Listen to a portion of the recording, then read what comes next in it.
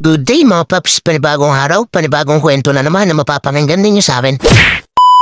Ngayong araw nga pala mga paps, ibabiyahe tayo na Lalamove at nandirito na nga pala ako ngayon sa bypass road ng Plaridel, Bulacan. Nakbong pogi nga lang ako rito at habang kipaklang habang naghihintay ako ng booking. Nakarating na nga ako rito sa Bustos, Bulacan at sumilong na muna ako sa puno. Nakakuha na nga ako ng booking dito sa Bustos, Bulacan, papuntang Pandi, Bulacan. Kaya tara na sa first booking natin, let's go!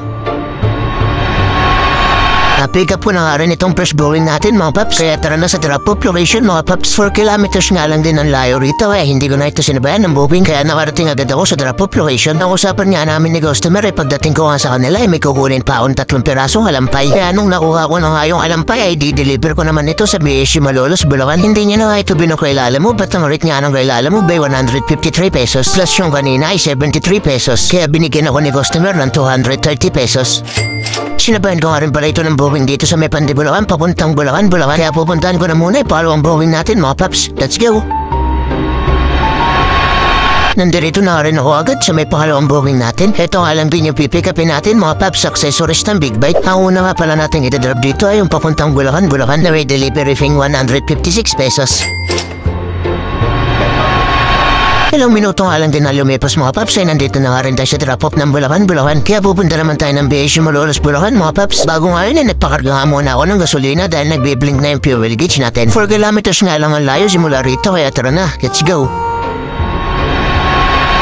Maya-maya nga lang din mga paps ay nandito na nga tayo sa BSU Malolos, Bulacan dito sa may main gate. At tinintay ko na nga lang din yung magpipick up neto at nung Huawei na yung maris na nga rin ako agad. Na-pick up na nga mga paps kaya maghihintay tayo rin ng panibagong booking natin. Habang binabaybay ko nga itong MacArthur Highway dito sa Malolos, Bulacan ay may narita nga ako nagtitinda ng mga prutas. Kaya huminto na muna ako para bumili ng siniguelas. Magkano po rito? Magkano ba? Kalati lang.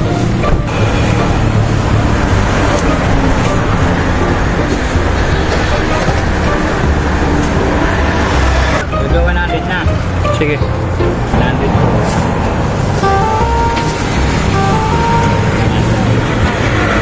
Ito na nga rin yung pasalubong ko kay Mrs. Del. Gusto niya kumain ng siniguelas, mukhang naglilihi na ata. Pagkatapos ko nga bumili ay umaris na nga rin ako agad para ipagpatuloy ko na rin ang aking pagbiyahe. Wala pa nga rin ako nakukuha ang booking hanggat makarating ako rito sa boundary ng Malolos, Bulacan at Tiginto, Bulacan. Hanggang dito nga sa Balagtas, Bulacan ay nakarating na nga rin ako at wala pa nga rin ako makuha ang booking.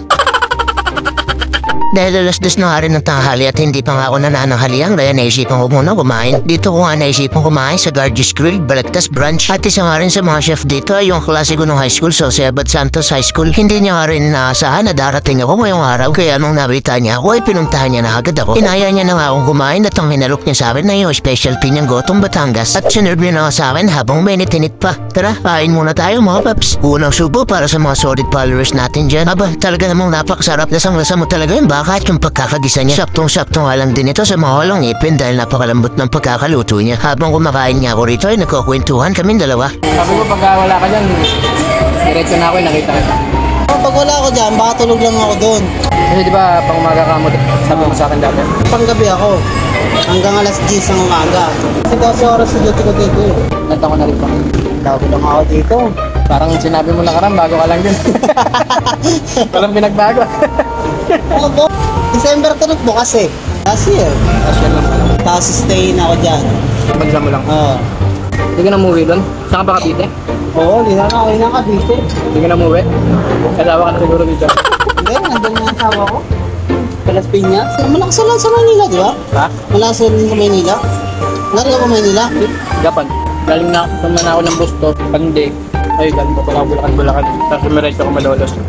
Maraming salamat sa iyo, Chef Rudy. Kahit na naka-duty kayo, binigyan mo pa rin ako ng oras para may pagkwentuhan sa akin. Pagkatapos ko nga kumain dito ay inabot ko na nga rin yung pangmalupitan natin sticker. Nagpahinga na nga rin ako dito dahil nabusog na ako. At maghihintay na nga rin ako ng buwing pauwi ng Nevesia. Napapaluha nga ako rito habang nagkukwento chef. Naluluha pala ako dahil sa sibuyas na inihiwa niya.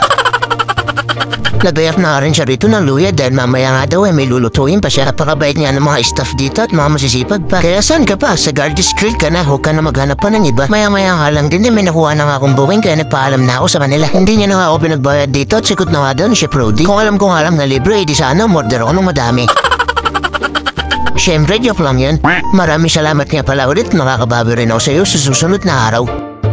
Nakalis na ako rito at pinuntahan ko naman yung pangatlong booking natin sa Santa Maria, Bulacan papuntang Giginto, Bulacan. Bago pa nga ako makapunta ng Santa Maria, Bulacan ay napadaan nga ako rito sa Barangay Batya. Kaya pinuntahan na nga rin ako rito ng tropa natin. Binigyan ko na nga rin siya ng pangmalupitan nating sticker. Konting kwentuhan nga lang din at mamaya-maya ay aalis na nga rin ako.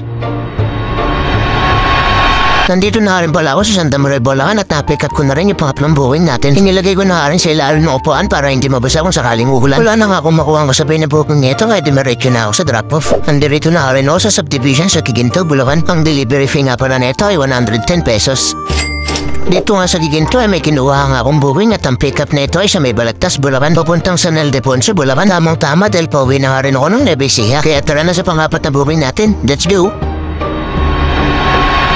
Na-pick up ko na nga rin pala yung panghapat na booking natin at ang delivery fee naman nito ay 205 pesos. May nakuha nga akong booking dito at ang pick up naman ay sa may Santa Maria, Bulacan at ang drop-off location ay sa may San Miguel, Bulacan. Kaya puntaan na natin yung palimang booking natin. Let's go! Na-pick up ko na nga rin yung palimang booking natin at ang delivery fee nito ay 274 pesos. May kinuha pa nga akong booking dito sa Giginto, Bulacan papunta ulit ng San Ildefonso, Bulacan at ito na nga rin pala yung pang-anim natin booking at ang delivery fee nga pala nito ay 198 pesos. Kaya tara na sa drop-off location sa San Ildefonso, Bulacan. Let's go!